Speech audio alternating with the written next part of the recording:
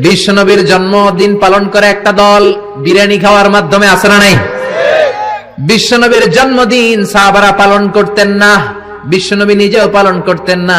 শুধু যখন জিজ্ঞেস করা হলো কেন রোজা রাখেন, বিশ্বনবী বলেন যেহেতু জন্মেছি, এই জন্মটা আল্লাহ আমার না দিলেও পারতেন, জন্মের শুকরিয়া স্বরূপ আমি রোজা রাখি। সুবহানাল্লাহ।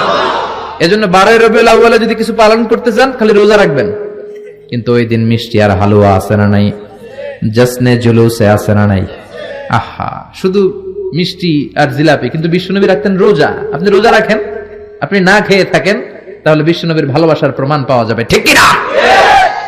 চট্টগ্রাম থেকে আমি আসতেছি, এই যে 12 রবিউল আউয়াল জশ্নে জুলুস ঈদে মিলাদুন নবী, পুরো চট্টগ্রাম শহর প্যাকআপ, গাড়ি চলে না। এদের যোহর নামাজ কই, এদের আসরের নামাজ কই, এদের ইবাদত কই? কিচ্ছু নাই, শুধু আছে মিছিল আর জিলাপি। আছে না নাই? আছে না নাই? আছে না নাই? এজন্য এই নবী এমন নবী যে নবীরে বাদ দিলে সিয়াম বোঝা যায় না, এই নবীরে বাদ দিলে হজ বোঝা যায় না। কারণ বিশ্বনবী আমাদেরকে হজ করে শিখিয়েছেন। বিশ্বনবী জীবনে হজ করেছে একটা, উমরা করেছে 4টা। বিশ্বনবী যদি হজ করে না দেখাইতো, আমরা হাজির হতে পারতাম? জোরে বলেন, পারতাম? এজন্য এই নবীরে বাদ দিলে কিচ্ছু বোঝা যায় না, নবীরে বাদ দিলে কোরআন বোঝা যায় না। এই জন্য এই নবীরে ভালোবাসা আমাদের অন্তরে আছে না নাই? সূরা ফাতিহার 29 নম্বর আয়াতে আল্লাহ বললেন, মুহাম্মাদুর রাসূলুল্লাহি ওয়াল্লাযীনা মাআহু আশিদ্দাউ আলাল কুফফারি রুহামাউ বাইনাহুম। মুহাম্মাদুন রাসূলুল্লাহ, মুহাম্মদ আল্লাহর রাসূল। এটা কার কথা? বিশ্বনবী যে আল্লাহর রাসূল, এতে কোনো সন্দেহ আছে? সন্দেহ থাকলে কি ঈমান থাকবে? তিনি হলেন আল্লাহর রাসূল। বিশ্বনবী নিজেকে রাসূল বলে পরিচয় দিতেন। বিশ্বনবী বলতেন না আমি বাতিলের আতঙ্ক, বিশ্বনবী বলতেন না আমি সারা বিশ্বে আলোড়ন সৃষ্টিকারী, বিশ্বনবী বলতেন আমি রাসূলুল্লাহ। আমি কি?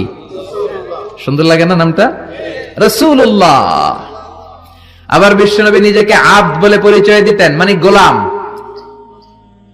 বিশ্বনবী গোটা বিশ্বের সবচেয়ে অ্যামেজিং পার্সোনালিটি, বিশ্বনবীর চাইতে সেরা, বিশ্বনবীর চাইতে মহান মানুষ পৃথিবীতে দ্বিতীয়টা আছে নাকি? তারপরও বিশ্বনবী নিজেকে বলতেন ইন্নী আব্দুল্লাহ, আমি হলাম আল্লাহর গোলাম। গোলাম বলতে পছন্দ করতেন, নিজেকে ছোট করতে পছন্দ করতেন। এজন্য আমরা নামাজে বলি আশহাদু আল্লা ইলাহা ইল্লাল্লাহ ওয়া আশহাদু আন্না মুহাম্মাদান আবদুহু। তিনি আল্লাহর রাসূল, তিনি আল্লাহর গোলাম। বিশ্বনবী দোয়াতে বলতেন আল্লাহুম্মা ইন্নী আবদুক, ও আল্লাহ আমি আপনার গোলাম।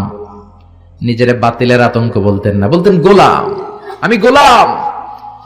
আল্লাহুম্মা ইন্নী আবদুক, ও আল্লাহ আমি আপনার গোলাম। ওয়াবনু আবদিক, গোলামের ঘরের গোলাম, মানে আমার বাবা আব্দুল্লাহ আপনার গোলাম। ওয়াবনু আমাতিক, বান্দির ঘরের গোলাম, মানে আমার মা আমেনাও আপনার বান্দি। আমি গোলাম, গোলামের ঘরের গোলাম, আমার 14 গোষ্ঠী আপনার গোলাম। আল্লাহু আকবার। বিশ্বনবী বলতেন আমি গোলাম, আমার বাবা গোলাম, আমার দাদা গোলাম, আমার দাদার দাদাও গোলাম, আমরা গোলাম গোষ্ঠীর। কিন্তু আমরা নিজেদেরকে ছোট করতে চাই না, আমরা কই সব আমার, আমি বাতিলের আতঙ্ক, সব আমার বলি না। কিন্তু বিশ্বনবী বলতেন না আল্লাহ আমি আপনার গোলাম, আর বলতেন আল্লাহ আমার আপনি ছোট বানান, আমার চোখে বড় বানান, মানুষের চোখে। সুবহানাল্লাহ। আল্লাহুম্মা জাআলনি শাকুরা ওয়া জাআলনি সাবুরা ওয়া জাআলনি ফি আইনি সাগীরা ওয়া ফি আয়ুনিন নাসি কাবীরা। ও আল্লাহ আপনি আমারে শুকরগুজার বানান, ধৈর্য ধারণকারী বানান, আমার চোখে আপনি আমারে ছোট বানান, মানুষের চোখে আপনি আমারে বড় বানান। সুবহানাল্লাহ। বাড়িতে যে বলেন সুবহানাল্লাহ, আওয়াজ করে বলতে কি কষ্ট হচ্ছে? পড়েন সুবহানাল্লাহ। নিজেকে ছোট করতেন। কেমন নবী তিনি, কেমন রাসূল, শুধু রাসূল নন, রাসূলদেরও রাসূল। আল্লাহু আকবার। মা কানা মুহাম্মাদুন আবা আহাদিম মির রিজালিকুম ওয়ালাকির রাসূলুল্লাহি ওয়া খাতামান নাবিয়্যিন।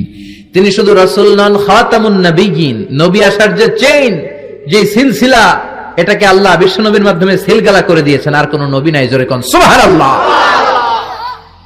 তিনি শ্রেষ্ঠ নবী, নবীদেরও নবী। তিনি এমন নবী যিনি হ্যাঁ বললে শরীয়তের সবকিছু হালাল হয়ে যায়, তিনি না বললে সব হারাম হয়ে যায়। তিনি আঙ্গুল তুললে পূর্ণিমার চাঁদ 2 ভাগ হয়ে যায়। তিনি জমিন থেকে পা তুললে আল্লাহর আরশে মেরাজে চলে যায়। বিশ্বনবী যদি কয় হ্যাঁ করো করো করতে পারবা, ওটা হালাল। কারণ কোনটা হালাল কোনটা হারাম এটা আমাদেরকে বিশ্বনবী শিখিয়েছে, ঠিক কিনা? বিশ্বনবী যদি বলে না না না এটা করা যাবে না, তাইলে হারাম, হ্যাঁ বললে হালাল, না বললে হারাম, ঠিক কিনা?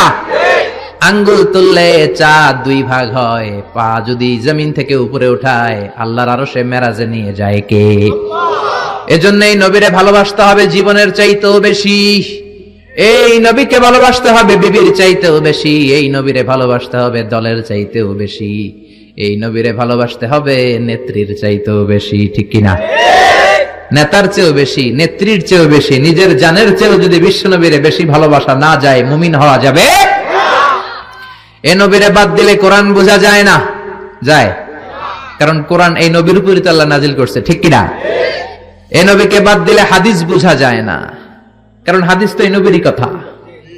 এ নবীরে বাদ দিলে সালাত বোঝা যায় না, কারণ সালাত আমরা শিখেছি নবীর কাছ থেকে। নবী বলেছেন সল্লু কামা রাআইতুমুনি উসাল্লি, আমি নবীরে যেমনি নামাজ পড়তে দেখো তোমরাও তেমনি নামাজ পড়ো। এ নবীকে বাদ দিলে সিয়াম বোঝা যায় না, কারণ সিয়াম এই নবীর কাছ থেকে শিখেছি। এজন্য নবীর বিরুদ্ধাচারণ যদি করে তার সাথে কোনো আপোষ চলবে? আপনি তার বিরুদ্ধে যাবেন, বিবৃতিতে যাবেন, কথা বলবেন, ময়দানে নামবেন, ঠিক কিনা? বিশ্বনবীর গালি দেয়, বিশ্বনবীর বিরুদ্ধে পেজ বানায়, ব্লগে লেখে, বিশ্বনবীর পারিবারিক জীবন নিয়ে কথা বলে, এগুলো পিতৃ পরিচয়হীন, এগুলো জাহান্নামের নরকীট, এগুলো মানুষ নামের পশু। চিল্লায় বলেন ঠিক কিনা? কয়েকটা জায়গায় আমরা বলো দুর্বল, কোরআনরে গালি দিলে আমাদের সহ্য হয় না, নবীরে গালি দিলে সহ্য হয় না। নবীরে গালি দিলে আমাদের কলিজায় আগুন লাগে কি লাগে না? লাগে কি লাগে না? কার কার লাগে? দোহা উঁচু করে আল্লাহর দেখাও।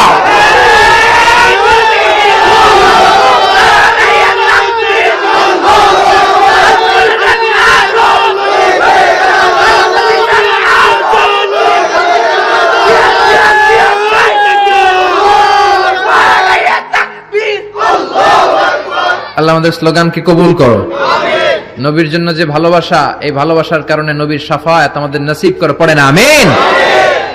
এজন্য এই নবী এমন নবী যারা বাদ দিলে কোরআন বোঝা যায় না, হাদিস বোঝা যায় না, নামাজ বোঝা যায় না, রোজা বোঝা যায় না। জোরে বলেন ঠিক কিনা? আমাদের নবী এমন নবী যেই নবীর আগমন বার্তা দেওয়ার জন্য আল্লাহ আরেকজন নবীকে দুনিয়ায় পাঠিয়েছে। ঈসা আলাইহিস সালামকে আল্লাহ শুধু পাঠাইছে যে তুমি দুনিয়াতে যায় বলো সর্বশ্রেষ্ঠ একজন নবী আসতেছে। জোরে করে আল্লাহু আকবার। বিশ্ব নবীর আগমনের জন্য একজন নবী পাঠান আল্লাহ, এমন নবী যেই নবীর সুসংবাদ দিতে আরেকজন নবী দুনিয়ায় আসে। আল্লাহু আকবার। আমার নবী এমন নবী যিনি তার জীবনে কোন জিনিস বাস্তবায়িত না করে সাহাবীদেরকে ওই কাজ কোনোদিন করতে বলেন নাই, আগে নিজের জীবনে করেছেন, তারপরে অন্যদের বলেছেন। সুবহানাল্লাহ। এক সাহাবী বলল, নবী আমার ছেলে মিষ্টি খায়, বেশি মিষ্টি খায়, এত মিষ্টি কিনে দেওয়ার টাকা আমার নাই, আপনি ছেলের নসিহত করেন। বিশ্বনবী বললেন, বাবু তুমি কি বেশি মিষ্টি খাও? ছেলেটি বলল, জি নবী খাই। বিশ্বনবী বললেন, যাও আগামী সপ্তাহে তোমার বাবাকে নিয়ে আবার আমার কাছে এসো। বিশ্বনবী পরের সপ্তাহে ছেলেরে বললেন, ও ছেলে মিষ্টি বেশি খেও না, এত বেশি মিষ্টি খাওয়ার টাকা দেওয়ার টাকা তোমার বাবার নাই, কম কম খাবা, তাহলে তোমার বাবার উপর ইহসান হবে। ছেলের বাবা বলল, নবী এই কথা তো গত সপ্তাহে বলতে পারতেন। বিশ্বনবী বললেন, কেমন করে বলি, কারণ আমি নবী তো মিষ্টি পছন্দ করি। এক সপ্তাহের ব্যবধানে নিজের অভ্যাসটাকে পাল্টালাম, মিষ্টি কম কম খাওয়া শুরু করলাম, আগে নিজে আমল করলাম, তারপরে তোমার ছেলেরে বললাম। সুবহানাল্লাহ। বাড়িতে যে কি রহমতের নবী, কি বরকতের নবী, নিজে কিছু আমল না করে অন্যরে বলতেনই না। সুবহানাল্লাহ। বিশ্বনবী মসজিদে নববীতে প্রবেশ করলেন। এক সাহাবী বলে, আদম হলো সফিউল্লাহ। আরেক সাহাবী বলে, আমার কাছে অবাক লাগে, মুসা হলো কালিমুল্লাহ, মুসার সাথে আল্লাহ সরাসরি কথা বলতেন। আরেক সাহাবী বললেন, ইব্রাহিম হলো খলিলুল্লাহ। বিশ্বনবী সবগুলো শুনলেন। বিশ্বনবী এবার মসজিদে নববীতে ঢুকে বললেন, তোমাদের কথা আমি শুনেছি, তোমরা ঠিকই বলেছো। আদম নবী সফিউল্লাহ, মুসা হলো কালিমুল্লাহ, ইব্রাহিম হলো খলিলুল্লাহ, আর জানো নাকি আমি হলাম হাবিবুল্লাহ। খলিল মানে আল্লাহর বন্ধু, হাবিব মানেও বন্ধু। কিন্তু খলিল হচ্ছে এমন বন্ধু যে বন্ধু আল্লাহরে খুশি করার জন্য কাজ করে, আর হাবিব হলো এমন বন্ধু যারা খুশি করার জন্য আল্লাহ নিজেই কাজ করে। রব্বুল আলামিন কিবলা পরিবর্তন করে দিলেন মক্কা থেকে ফিলিস্তিনের দিকে, কিন্তু বিশ্বনবীর অন্তরে বড় জ্বালা। আমার বংশের গোড়া যেখানে ইসমাইল নবী ইব্রাহিম নবী ছিলেন, ওই কাবার দিকে মক্কার দিকে যদি আমার কিবলা ঘুরিয়ে দেয়া হয় কতই না ভালো হতো। বিশ্বনবী মক্কার দিকে হয়ে নামাজ পড়তে পারেন না, কারণ আল্লাহ কিবলা চেঞ্জ করে বাইতুল মাকদাসে নিয়েছেন। বিশ্বনবী শুধু উপরের দিকে তাকায়, আল্লাহ বললেন ক্বাদ নারা তাকাল্লুবা ওয়াজহিকা ফিস সামাই ফালানুওয়াল্লিয়ান্নাকা কিবলাতান তারদাহা ফাওয়াল্লি ওয়াজহাকা শাতরাল মাসজিদিল হারাম। আল্লাহু আকবার। ও নবী, আমি আপনার অন্তরের কষ্ট বুঝি, আমি আপনার বুকের জ্বালা বুঝি। কেন আপনি উপরের দিকে তাকান আমি বুঝি। ফিলিস্তিনের দিকে হয়ে নামাজ পড়তে আপনার ভালো লাগে না, আপনার মনে চায় আপনার বংশের গোড়া, আপনার জন্মভূমি মক্কার দিকে হয়ে নামাজ পড়তে। যান গো নবী, আর ফিলিস্তিনের দিকে হয়ে নামাজ পড়ার দরকার নাই। আপনারে খুশি করার জন্য আমি কিবলা পরিবর্তন করলাম, এখন থেকে মক্কার দিকে হয়ে আপনি নামাজ পড়তে থাকেন গো নবী। আপনারে খুশি করাই আমার কাজ। ফিলিস্তিনে কিবলা দিছে, আপনি খুশি হন নাই, যান চেঞ্জ করে আবার মক্কায় দিয়ে দিলাম। আল্লাহু আকবার। এজন্য আল্লাহ বললেন মুহাম্মাদুর রাসূলুল্লাহি ওয়াল্লাযীনা মাআহু আশিদ্দাউ আলাল কুফফারি রুহামাউ বাইনাহুম। মুহাম্মদ হলো আল্লাহর রাসূল। কার কথা? বিশ্বনবী বলেন আমি এমন রাসূল, আমার সব কাজেই বরকত আছে না নাই?